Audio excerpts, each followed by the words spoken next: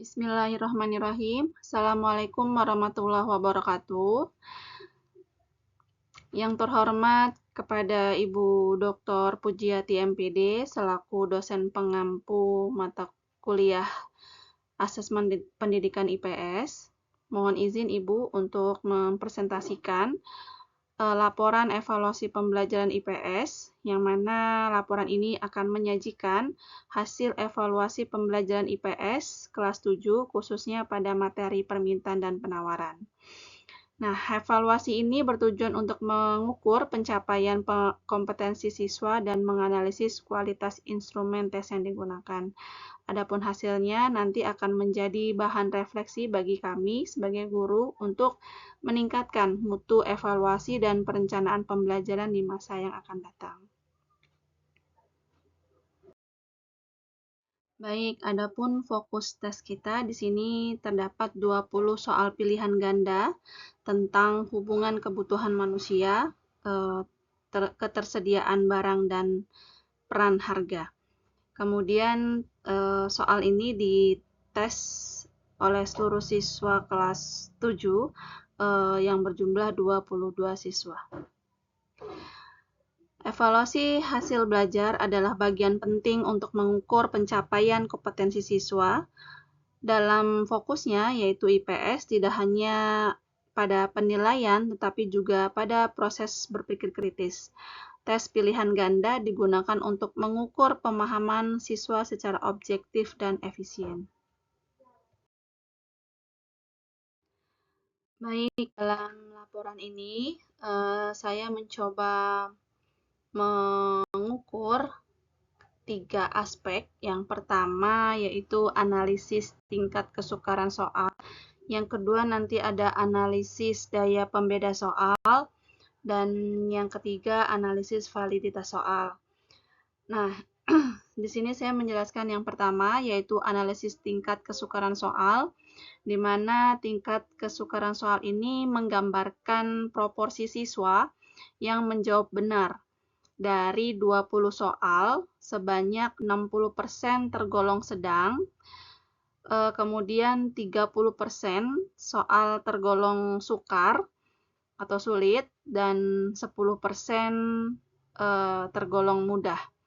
Jadi proporsi ini terbilang cukup seimbang, namun jumlah soal yang tergolong sukar masih cukup banyak, sehingga perlu diperhatikan agar tidak menurunkan kepercayaan diri siswa dalam menjawab soal. Yang kedua yaitu analisis daya pembeda soal. Terlihat di sini terdapat diagram daya beda soal, yang mana daya pembeda soal ini menunjukkan kemampuan soal untuk membedakan siswa yang menguasai materi dan siswa yang belum menguasai materi.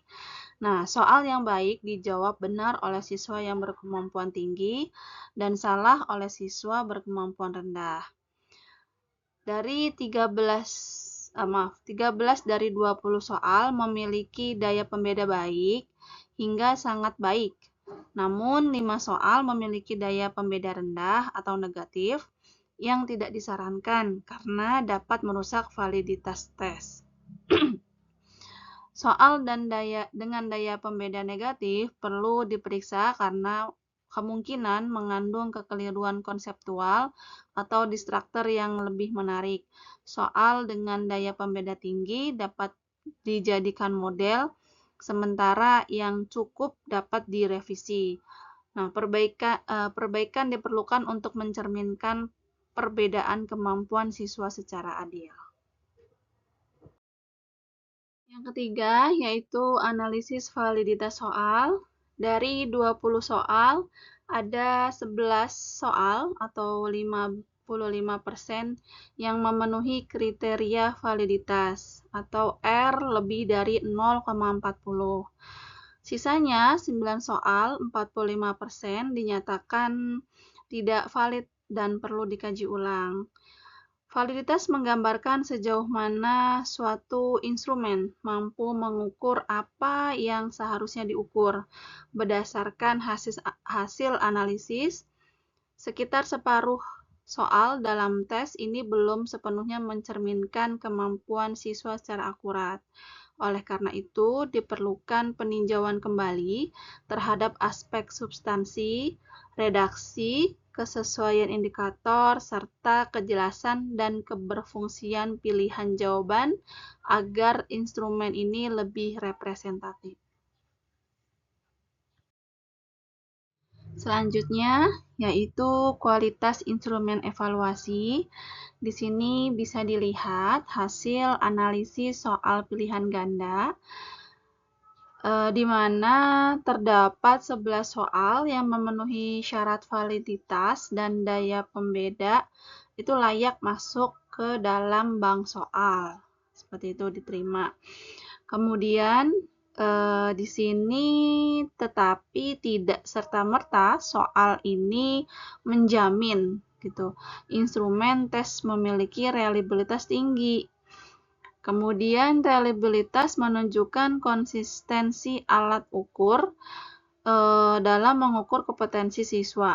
Jadi faktor lain yang mengukur reliabilitas itu yang pertama ada jumlah soal yang digunakan, kemudian penyebaran skor antar siswa, kemudian proporsi jawaban yang benar dan salah. Nah, jadi hasil dari analisis soal pilihan ganda ini terlihat sebenarnya banyak soal ya, terdapat 11 soal tadi yang sudah diterima yang masuk ke bank soal. Nah, ini juga merupakan satu hal yang menarik, Ibu, menurut saya pribadi, mohon maaf. Karena yang saya pikir pada saat mengolah soal ini gitu.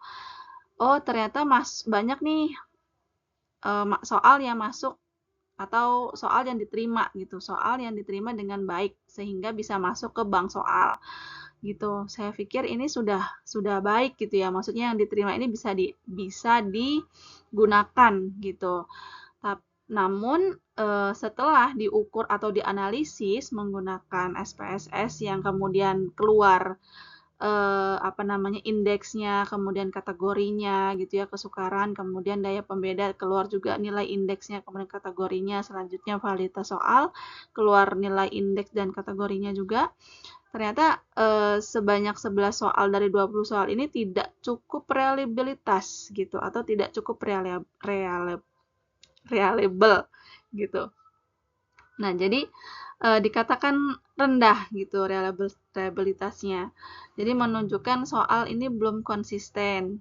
Kemudian banyak soal yang tidak valid dan memiliki daya beda yang rendah gitu. Hal ini jadi mengindikasikan perlu adanya perbaikan instrumen evaluasi.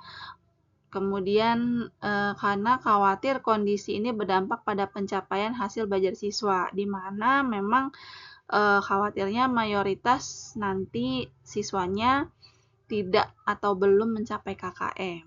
Seperti itu. Ini merupakan temuan juga dan sangat pembelajaran buat saya bahwasannya soal yang kita buat, kemudian kita ujikan, dan kemudian ternyata hasilnya diterima, atau soal itu dikatakan soal diterima atau dipakai dan masuk ke bank soal itu belum tentu reliable gitu, belum tentu baik, belum tentu bagus gitu.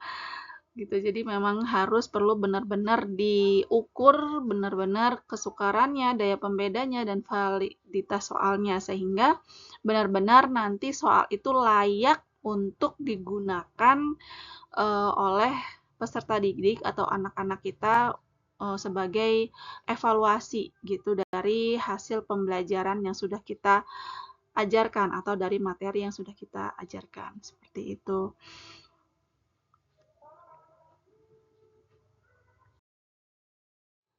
Kemudian terakhir yaitu kesimpulan hasil evaluasi di mana validitas soal terdapat 55% soal yang valid, kemudian 45% perlu direvisi atau diganti. Itu dari validitas. Kemudian dari daya pembeda, terdapat 13 soal baik, 5 soal rendah atau negatif. Kemudian dari tingkat kesukaran, itu sebagian besar soal sedang. gitu, sebanyak 60%, dan ada soal sukar yaitu 30% dan mudah sebanyak 10%. Nah, setelah diukur secara reliabilitas tes, yaitu hasilnya sangat rendah atau 0,001, di mana di sini menunjukkan bahwa soal belum konsisten mengukur kemampuan siswa. Nah, jadi kualitas instrumen evaluasi masih belum optimal, diperlukan peningkatan dalam perencanaan, penyusunan soal, dan strategi pembelajaran agar hasil belajar siswa lebih representatif terhadap kompetensi yang ditargetkan. Seperti itu. Cukup sekian, Ibu, presentasi hasil atau laporan hasil evaluasi ini. Saya cukupkan sampai di sini. Mohon maaf apabila banyak kesalahan atau kekeliruan dan banyak kekurangan. Saya mohon maaf. Mudah-mudahan ini bisa menjadi pembelajaran khususnya untuk saya sebagai mahasiswa Magister Pendidikan IPS untuk lebih berhati-hati kembali dalam penyusunan soal yang nantinya bisa diujikan lebih layak lagi ke anak-anak seperti itu. Terima kasih.